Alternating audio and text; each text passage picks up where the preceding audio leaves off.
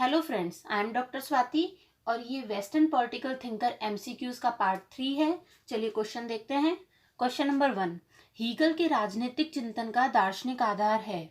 ए, राष्ट्रवादी विचार, बी, राज्य सर्वोच्च संगठन, सी, द्वंद्वात्मक पद्धति या डी, विश्वात्मा का विचार।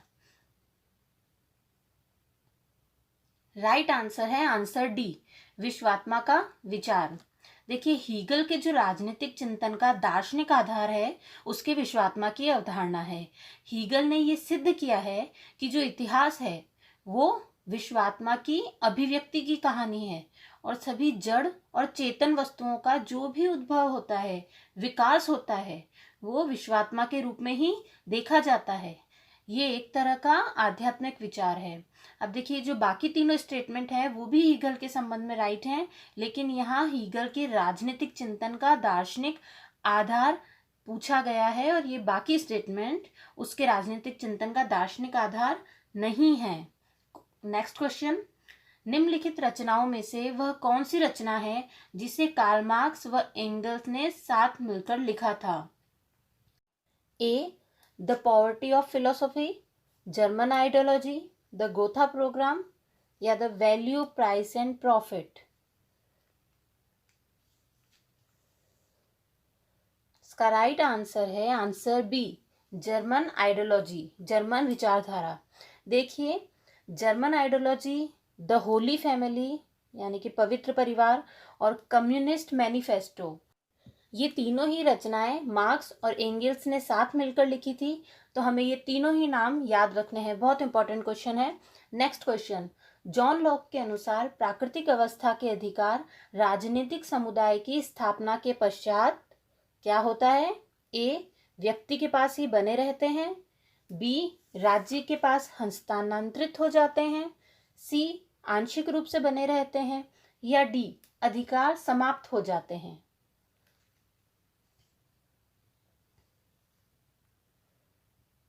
राइट आंसर है आंसर ए, व्यक्ति के पास ही बने रहते हैं।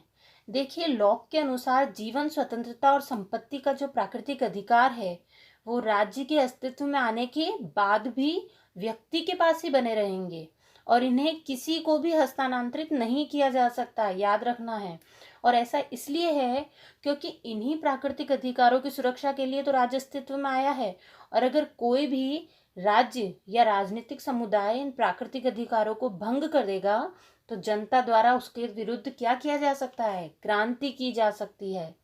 नेक्स्ट क्वेश्चन, बार्कर ने अध्ययन की दृष्टि से रिपब्लिक को कितने भागों में विभक्त किया है? ए, 5 भाग, बी, 7 भाग, सी, 6 भाग या डी, 8 भाग। राइट आंसर है ए, 5 भागों में विभक्त किया है। देखिए, रिपब्लिक प्लेटो की एक अमर रचना है और बार्कर ने अध्ययन की दृष्टि से रिपब्लिक को 5 भागों में डिवाइड किया है।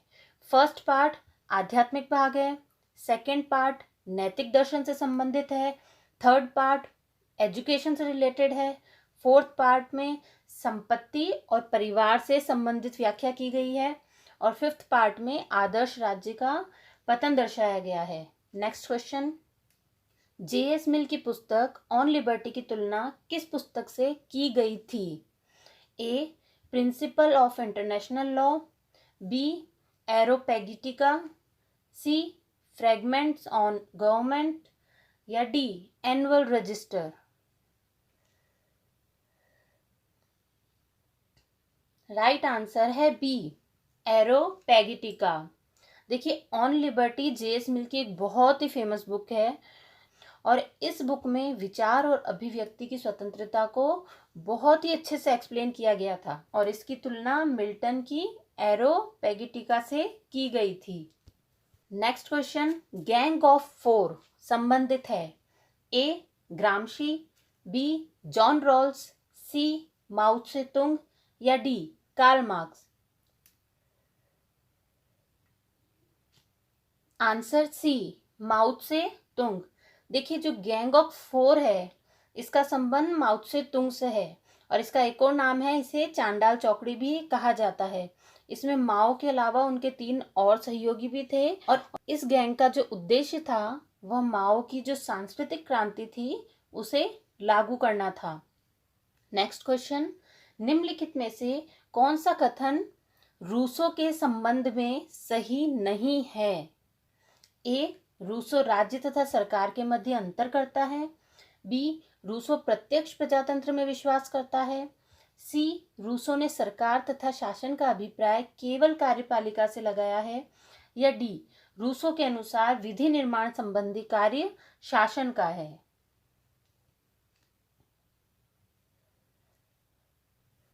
चलिए साथ में सॉल्व करते हैं।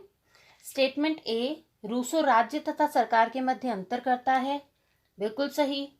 स्टेटमेंट बी, रूसो प्रत्यक्ष प्रजातंत्र में विश्वास करता है, ये भी बिल्कुल सही है। देखिए स्टेटमेंट ए और बी में आपको कोई भी कंफ्यूजन नहीं होना चाहिए, ये दोनों ही सत्य हैं।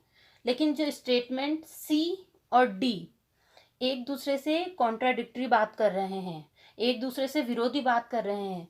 अगर सी सही है तो डी गलत होगा और अगर हम डी को राइट मानते हैं तो सी गलत होगा। इसमें सी राइट है और डी गलत है, क्योंकि रूसो के अनुसार विधि निर्माण संबंधी कार्य जनता का है, शासन का नहीं है, क्योंकि जनता ही सामान्य इच्छा की अभिव्यक्ति करती है। नेक्स्ट क्वेश्चन, अरस्तु के अनुसार क्रांतियों का कारण है। ए, सामान्य कारण। बी, विशिष्ट कारण। सी, विशिष्ट शासन प्रणालियों में क्रांति के विशिष्ट कारण। या डी, उपरोक्त सभी। इसका राइट आंसर है आंसर डी, उपरोक्त सभी। देखिए उपरोक्त सभी कारण अरस्तु द्वारा बताए गए थे और क्रांति के सामान्य कारण उसमें उन्होंने सबसे इंपॉर्टेंट कारण जो बताया है वो है विषमता का, कि अगर इनइक्वालिटी होगी तो क्रांति होगी ही। और क्रांतियों की विशिष्ट कारण में उन्होंने शासकों का लालच, शासन सत्ता का दुरुपयोग या अयोग्य व्यक्ति का शासन, ऐसे कुछ और भी कारण बताए हैं। और विशिष्ट शासन प्रणालियों से संबंधित कारणों में उन्होंने प्रजातंत्र, कुलीन तंत्र, राजतंत्र, सभी तरह की शासन व्यवस्थाओं में क्रांति के कारण अलग अलग बताए थे। नेक्स्ट क्वेश्चन देखते हैं। किसके अनुसार राज्य के आधार शक्ति नहीं इच्छा है? A, J S Mill. B, Green. C, Hegel. या डी, प्लेटो। इसका राइट आंसर है आंसर बी, ग्रीन। देखिए रूसो ने जिस सामान्य इच्छा के सिद्धांत का प्रतिपादन किया था, ग्रीन ने उसी को राज्य का आधार माना है। ग्रीन के अनुसार राज्य का जो अस्तित्व होता है वो सामान्य इच्छा पर डिपेंड होता है। क्यों होता है? क्योंकि जो सामान्य इच्छा है वो ही सामान्य हित का प्रतिनिधित्व करती है। नेक्स्ट क्वेश्चन, किसे अनुभववाद का प्रतिपादक कहा जाता है? ए, मैकियावेली। बी, अरस्तु। सी, प्लेटो। या D, lock. Answer D, lock. Lock को अनुभववाद का प्रतिपादक कहा जाता है, क्योंकि लॉक कहते हैं कि जो मनुष्य का माइंड होता है वो कोरे कागज की तरह होता है। उसमें जो भी विचार आते हैं वो कैसे आते हैं? अनुभव द्वारा आते हैं। तो लॉक के अनुसार अनुभव से विचार आते हैं और विचारों से ही ज्ञान आता है। तो इसलिए अनुभव के बिना कोई ज्ञान नहीं है और इसी विचार के कारण लॉक को अनुभववाद का प्रतिपादक कहा जाता है। नेक्स्ट क्वेश्चन, निम्नलिखित नियमों में से कार्ल मार्क्स द्वारा दिए गए द्वंद्वात्मक विकास के नियम हैं। ए, विपरीतों की एकता और संघर्ष का नियम। बी, परिमाणात्मक से गुणात्मक परिवर्तन के रूपांतरण का नियम। सी, निषेध के निषेध का नियम। या डी, अतिरिक्त मूल्य का नियम। नीचे कोड दिए गए हैं।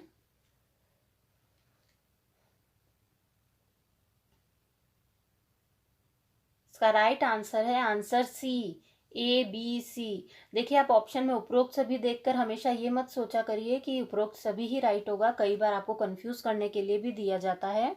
देखिए अतिरिक्त मूल्य का जो नियम है वो कार्ल मार्क्स के वर्ग संघर्ष के सिद्धांत के साथ संबंधित है और जो बाकी ए, बी और सी है वो द्वंद्वात्मक विकास के नियम है। चलिए शॉर्ट में नियमों को देख लेते हैं।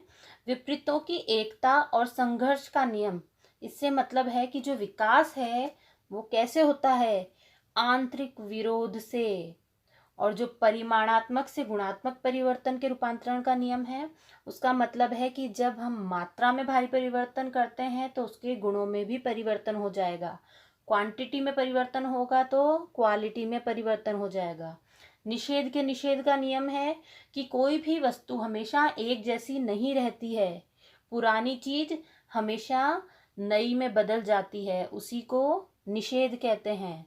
नेक्स्ट क्वेश्चन, अरस्तु को किसने ज्ञानियों का गुरु कहा है? ए फॉस्टर, बी बार्कर, सी ब्राउले या डी दांते?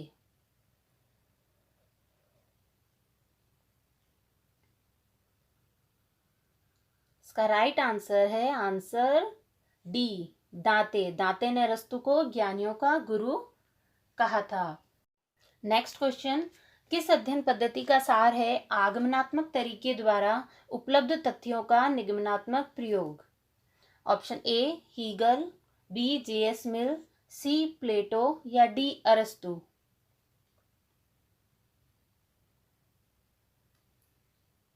राइट आंसर है आंसर बी, जेएस मिल।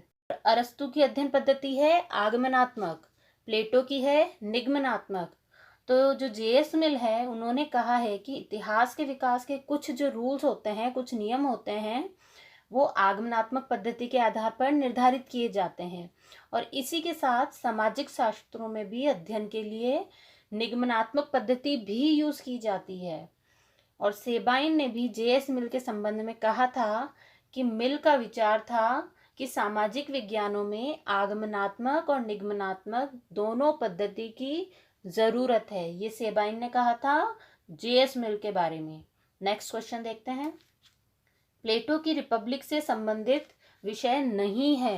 ए उप आदर्श राज्य की व्यवस्था, बी न्याय से संबंधित, सी आदर्श राज्य की व्यवस्था या डी शिक्षा व्यवस्था?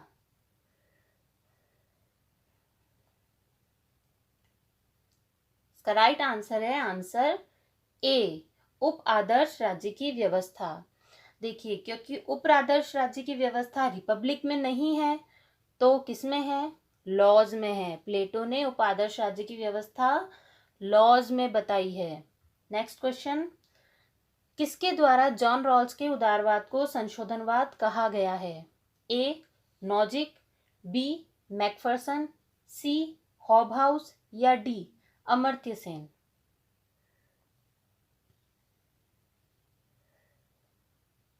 इसका राइट आंसर है आंसर बी, मैकफरसन। मैकफरसन के द्वारा जॉन रॉल्स के उदारवाद को संशोधनवाद कहा गया है। अगर आप इसी तरह के और एमसीक्यू सॉल्व करना चाहते हैं तो please like, subscribe and share my channel and press the bell icon, तो आपको आने वाले वीडियो का नोटिफिकेशन टाइम से मिल जाए। मैं कोशिश करूंगी कि हर दूसरे दिन एक नया प्रैक्टिस सेट आपके लिए डालूं ताकि आपकी ज़्यादा से ज़्यादा प्रैक्टिस हो सके। Thanks for watching.